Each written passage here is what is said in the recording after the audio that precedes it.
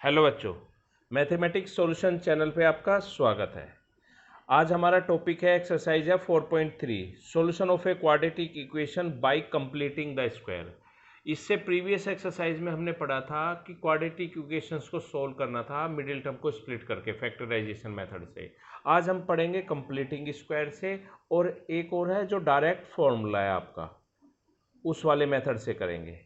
अच्छा, जिस बच्चे ने हमारे चैनल को अभी तक सब्सक्राइब नहीं किया है, प्लीज़ वो हमारे चैनल को सब्सक्राइब कर दीजिए, ज़्यादा से ज़्यादा शेयर कीजिए हमारी वीडियो को, बेल आइकन दबाइए, लाइक कीजिए, कमेंट्स कीजिए, और वीडियो को ना आप एंड तक देखा कीजिए। जैसे अगर आप देखेंगे अब वीडियो को, इस वीडियो को एंड तक, तो आपको क्वाड्रेटिक इक्वेशंस को सोल्व करना कंप्लीटिंग स्क्वायर से और फॉर्मूले से बहुत अच्छी तरह समझ आ जाएगा आपको। आप उसको ध्यान से एंड तक देखिए, ठीक है। चलिए, इससे पहले हम आपको कुछ अलजेब्रा के फॉर्मूले हैं जो आपको बताते हैं।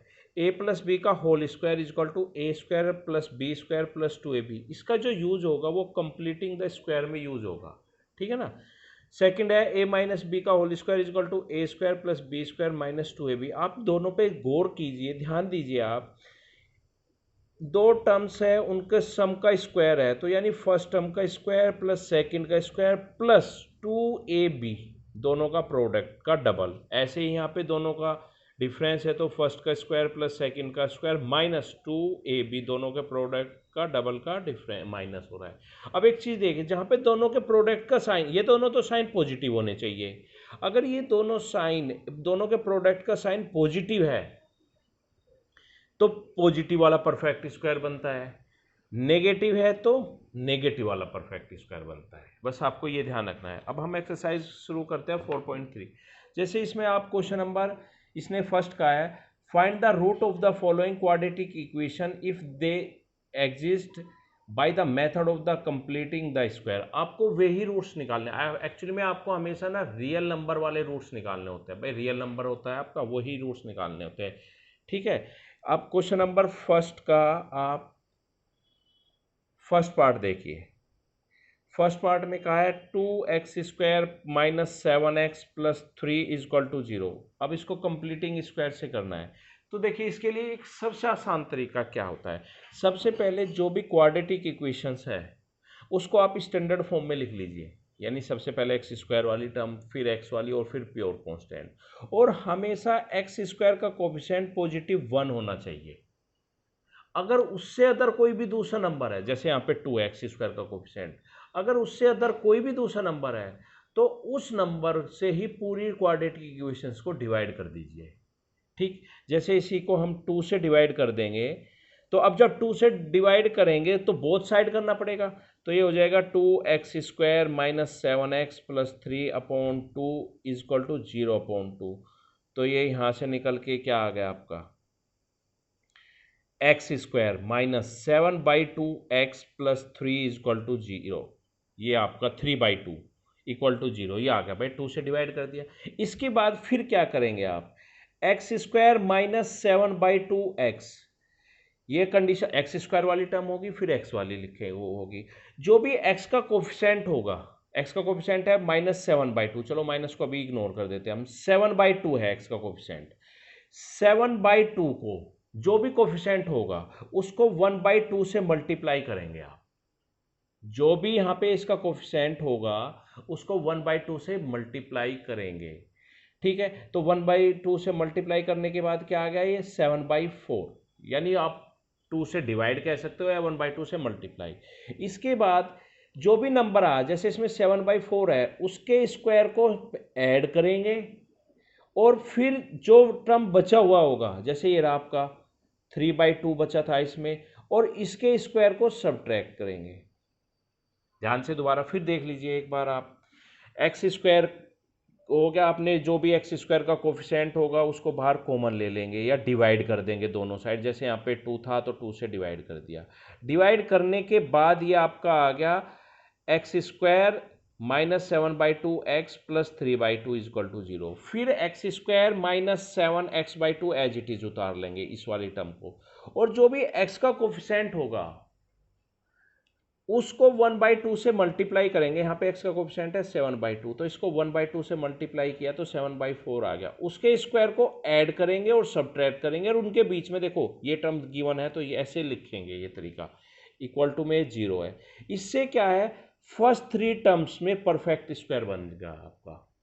परफेक्ट स्क्वायर कैसे बन गया फर्स्ट 3 टर्म्स में, देखो a² + b² - 2ab, आप इसको सोल्व करेंगे तो ये यही कंडीशन आएगी। अब देखो इसमें a² वाली टर्म को छोड़ के जो तीसरे वाली टर्म है वो नेगेटिव है, जैसे इसमें नेगेटिव थी, तो इसका परफेक्ट स्क्वायर बनेगा नेगेटिव वाला, x - 7/4 का whole square plus 3/2 - 49/16 equal to 0।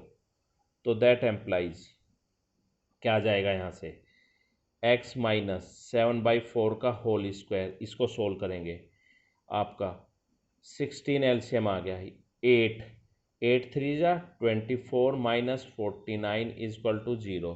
तो यहाँ से क्या वैल्यू निकल के आई है आपकी, x - 7/4 का होल स्क्वायर प्लस -25/16 ये बचेगा इक्वल टू 0। तो दैट एम्प्लाइज x - 7/4 का होल स्क्वायर इक्वल टू 25/16। फिर स्क्वायर दूसरी साइड जाके रूट हो जाता है, तो x - 7/4 equal two plus minus आएगा साथ में 25/16।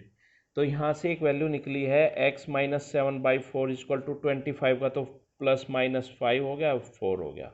ठीक है ना, ये एक इक्वेशन बन गई है फर्स्ट। अब हमेशा क्वाड्रेटिक इक्वेशन है तो 2 रूट्स तो इसके आएंगे ही आपके, तो हम इसमें क्या करेंगे, टेकिंग पॉजिटिव, एक बार पॉजिटिव लेके x - 7/4 इक्वल टू 5/4 पॉजिटिव ले लिया आपने यहाँ पे, तो that implies x equal to 7/4 + 5/4। LCM denominator same है, तो 7 + 5 कितना हो गया आपके 12, 12/4 यानी 3, तो x इक्वल टू 3 आ गया आपका। अब टेकिंग माइनस, अब माइनस ले लेंगे, तो x - 7/4 इक्वल टू -5/4, तो that implies x equal to 7/4 - 5/4, तो x इक्वल टू आ जाएगा 7 में से 5 जाएगा 2/4 यानी x इक्वल टू 1/2 आ गया। तो x equal to 1/2 and x equal to 3, ये जो पहले उससे आए थे, ये दो सॉल्यूशन हो, ये रूट्स हो गए, x equal to 1/2 and x equal to 3, roots ही निकालने हैं ऑफ द क्वाड्रेटिक इक्वेशन। ठीक है, अब एक चीज और, अगर सपोज किया ये ऐसे x - 7/4 का होल स्क्वायर इक्वल टू ये नेगेटिव, ये वाली जो वैल्यू है राइट हैंड साइड में, देखो इधर तो परफेक्ट स्क्वायर हो गया, इस साइड अगर ये वैल्यू नेगेटिव में आ जाती है, तो जब हम नेगेटिव का रूट लेते हैं वो कॉम्प्लेक्स नंबर होता है, जो आपके सिलेबस में नहीं है, वो आप 11th में पढ़ेंगे। ठीक है, इस वजह से अगर वो नेगेटिव आ जाता है तो आप कह देंगे कि रूट्स डज नॉट एग्जिस्ट, उसके रूट्स नहीं निकाल सकते हम, रियल नंबर वाले निकाल लेना आपको, तो हम उसको डज नॉट एग्जिस्ट कर देंगे। ठीक है ना। अब इसके बाद एक क्वेश्चन नंबर इसी फर्स्ट का थर्ड देख लीजिए, 4x² minus plus 4√3x plus 3 equal to 0। अब देखो x² ऑलरेडी स्टैंडर्ड फॉर्म में लिखा हुआ है, ये इसमें x का जो कोफिशिएंट है वो 4 है, उसको बाहर मैंने कॉमन ले लिया या डिवाइड कर दिया इस पूरे से, तो देखना क्या आएगा, x² प्लस, अब इसको मैं 4 से डिवाइड करूंगा तो ये हो जाएगा √3x प्लस 3/4 इक्वल टू 0। भाई इन सबको 4 से डिवाइड किया है, थोड़ा डायरेक्ट कर रहे हैं आपको, अब इससे पहले वो क्वेश्चन में अच्छी तरह से समझा दिया गया है। ठीक है, अब यहाँ से हम क्या करेंगे, फिर उसके बाद मैंने आपसे बोला था कि x² प्लस √3x, x का, फिर देखो ये लिखा है, इसके बाद हम देखेंगे x का कोफिशिएंट क्या है √3, उसमें आप 1/2 की मल्टीप्लाई करेंगे तो √3/2 हो जाएगा, उसका स्क्वायर √3/2 का स्क्वायर ऐड करेंगे और उतना ही सब्ट्रैक्ट करेंगे आप। ओके, और ये बीच में ये वाली टर्म लिख देंगे 3/4 इक्वल टू 0। ठीक है, इसके बाद आपका क्या आएगा, यहां से परफेक्ट स्क्वायर बनेगा आपका, ये बन गया आपका x प्लस, देखो ये पॉजिटिव है भाई, स्क्वायर वाले से अलग वाली टर्म, ये तो स्क्वायर वाले तो पॉजिटिव होनी चाहिए, पर जो उससे x वाला होता है अगर वो नेगेटिव है वो तो नेगेटिव वाला, परफेक्ट स्क्वायर पॉजिटिव है तो पॉजिटिव वाला, तो x प्लस √3/2 का होल स्क्वायर प्लस 3/4 माइनस 3/4। भाई √3 का स्क्वायर 3 और 2 का स्क्वायर 4 इक्वल टू 0, इससे कैंसिल हो गया। तो x प्लस √3/2 का होल स्क्वायर इक्वल टू 0 आ गया। ठीक है, तो that implies x plus √3/2 equal to √0। √0 0 होती है, ठीक है ना। तो x प्लस √3/2 इक्वल टू 0। एक चीज़ और देखिए, अगर ऐसे परफेक्ट स्क्वायर के बाद 0 आ जाता है, जैसे इसमें आ रहा है ना परफेक्ट स्क्वायर के बाद 0, कोई भी कांस्टेंट प्योर कांस्टेंट वाली कोई न्यूमेरिक 0 को छोड़ के कोई नंबर नहीं आ रहा ना, तो यानी इसमें क्लियर है इसके जो हमेशा देखो क्वाड्रेटिक इक्वेशंस के 2 रूट्स होते हैं, तो इससे क्लियर है कि जो 2 रूट्स है वो दोनों सेम होने हैं। तो आपने यहां से निकाला तो x equal to -√3/2 and x equal to -√3/2, दोनों को आप ऐसे ही लिख देंगे, ठीक है ना, इस तरीके से। ओके, इसके बाद क्वेश्चन इसमें आप फोर्थ भी देखिए। फोर्थ में क्या बोला है, 2x² plus x plus 4 equal to 0। तो आपको यहाँ पे x² ऑलरेडी स्टैंडर्ड फॉर्म में लिखा हुआ है, x का कोफिशिएंट क्या है यहाँ पे 2, तो इसको बाहर कॉमन ले लिया मैंने, या डिवाइड कर दिया 2 से बोथ साइड, तो ये तो x² हो जाएगा, ये 1/2 x हो जाएगा, ये 2 हो जाएगा, ये 0 हो जाएगा। ठीक है, फिर इसमें क्या कहा था मैंने, x ये 1/2 x का कोफिशिएंट 1/2 है, तो उसको जो भी कोफिशिएंट होता है उसमें 1/2 से मल्टीप्लाई करेंगे तो वो 1/4 हो जाएगा, उसका ही स्क्वायर ऐड करेंगे और उसका ही स्क्वायर सब्ट्रैक्ट करेंगे, और बीच में क्या है टर्म आपकी 2, यहाँ पे ये वाली टर्म, और इक्वल टू में 0। तो ये देखो यहाँ से एक परफेक्ट स्क्वायर बन गया प्लस वाला, x प्लस 1/4 का whole square plus 2 minus 1/16 equal to 0।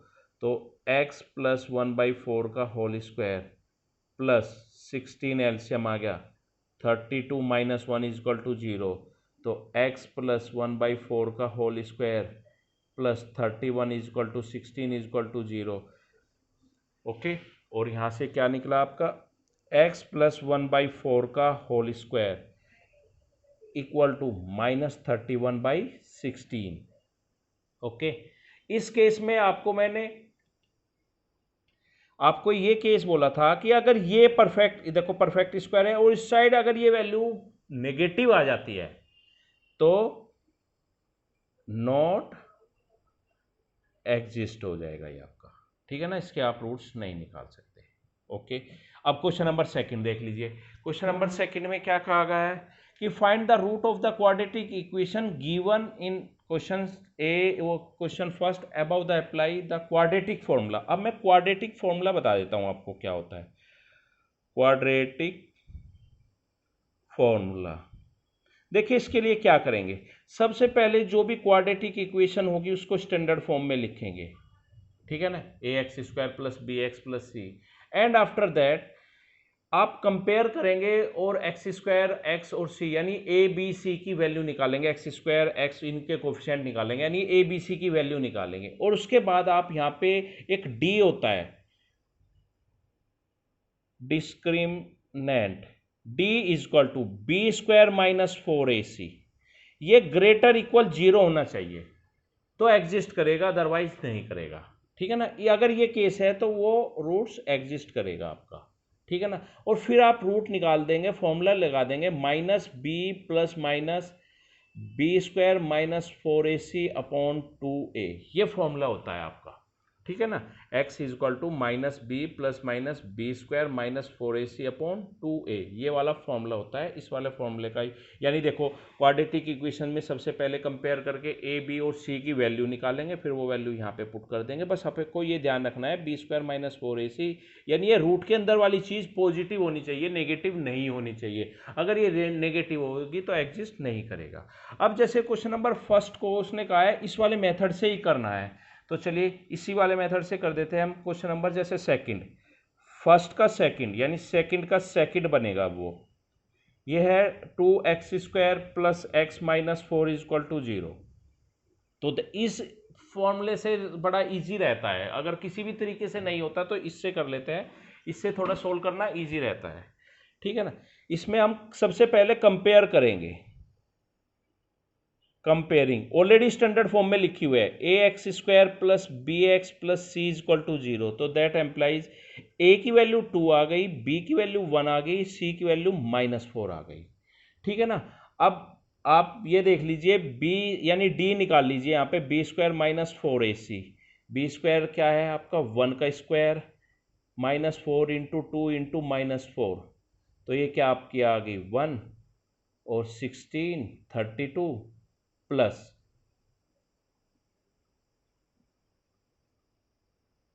4 2 जा 8, हाँ 32, तो ये 33 आ गई, पॉजिटिव आ गई, तो यानी एग्जिस्ट करेगा आपका। ठीक है ना, ये नेगेटिव नहीं आनी चाहिए। तो x इजक्वल टू हो जाएगा minus B plus minus, direct आप ऐसे भी यूज कर सकते हो फॉर्मूले को, minus B plus minus root D upon 2a, तो that implies x is equal to B की वैल्यू क्या है 1, तो ये b की वैल्यू 1 है ना आपकी, तो यहाँ पे आ जाएगा -1 प्लस माइनस रूट डी की वैल्यू 33 आई है आपको 2 इंटू 2, तो ये आपका -1 प्लस माइनस रूट 33, भाई इसका तो रूट निकल नहीं सकता, ये 4 कोई बात नहीं। अब एक बार टेकिंग पॉजिटिव, तो ये x is equal to -1 plus minus root 33 upon 4, and एक तो ये रूट्स आ गए, और टेकिंग नेगेटिव, तो x is equal to -1 minus root 33 upon 4, ये वाला वैल्यू आ गई। ठीक है ना, इस तरीके से कर लेंगे। अब जैसे क्वेश्चन नंबर कोई और, इसका एक और देख लीजिए, चलिए फर्स्ट ये देख लेते हैं, सेकंड का थर्ड, सेकंड ही देखिए पहले तो, थर्ड वाला, हाँ ये है 4x square plus 4 root 3x plus 3 is equal to 0, तो इसमें हम कंपेयर किया, comparing A x square plus B x plus C is equal to 0, इससे कंपेयर किया हमने, तो कंपेयर करके क्या चीज़ आ गई, ए की वैल्यू तो 4 आ गई, बी की वैल्यू 4 रूट 3 आ गई, सी की वैल्यू 3 आ गई, तो यहाँ से हमने डी निकाला, बी स्क्वायर माइनस 4ac, तो डी इजक्वल टू बी क्या है आपका 4 रूट 3 का होल स्क्वायर माइनस 4 इंटू ए क्या है आपका 4 और सी क्या है 3, तो ये क्या आ जाएगा 16 3 जा 48 माइनस 48 इजक्वल टू 0, तो कोई बात नहीं 0 आ सकता है, उसमें कोई प्रॉब्लम नहीं है। x is equal to minus B plus minus root D upon 2a, तो दैट, और मैंने एक चीज़ और आपको इसमें बता देता हूँ, माइनस बी है, तो b की वैल्यू आई थी -4 root 3 plus minus root 0 upon 2 into 4, भाई a की वैल्यू 4 है ना, ये 4 रूट 3 है, तो यानी x इजक्वल टू आ गया आपका -4 रूट 3 अपॉन 2 इंटू 4, 4 से 4 कैंसिल हो गया, तो -√3/2 आ गया आपका। ठीक है ना, और अगर d 0 आ जाता है तो यानी रूट्स दोनों इक्वल आएंगे, भाई दो रूट्स निकल सकते हैं, तो एक तो x इजक्वल टू है और दूसरा भी -√3/2 इस तरीके से होगा। ठीक है ना, यही कंडीशन है इसमें, ये इसी तरीके से होंगे। ठीक है, आप कर लेंगे, बहुत ही ईजी है। ओके।